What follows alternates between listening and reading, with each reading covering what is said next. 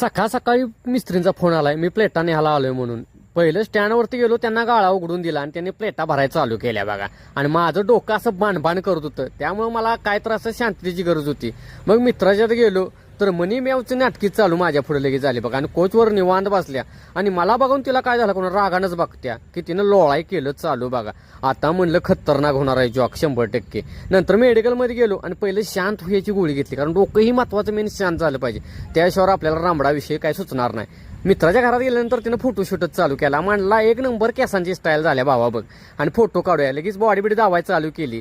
ते झाल्यानंतर लगेच उडदार काय आलं म्हणजे तर आम्हाला हॉटेलचं जरा काम दाव काय काय कसं कसं झाले. त्यांना लाईटा बिटा लावल्या म्हणजे तर हे झापझुपकच होते.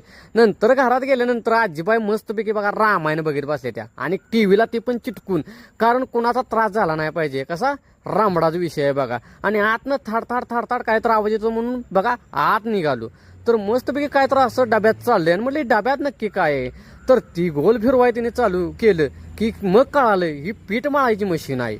आता हाताला अजिबात त्रास झाला नाही पाहिजे असं काय काय यंत्रण निघायला लागले बघा. रामडाच झाला सगळा जिंदगीचा. नंतर बघा मस्तपैकी असं जेवून बिवून आल्यानंतर मस्तपैकी शेकायला चालू केलं, कारण अंग गरम केल्याशिवाय म्हणलं झोप लागायची नाही. नाहीतर कसं आहे माहित आहे का, जिंदगीचा होईल सगळा एकदम रामडाच. कसा रामडामध्येच.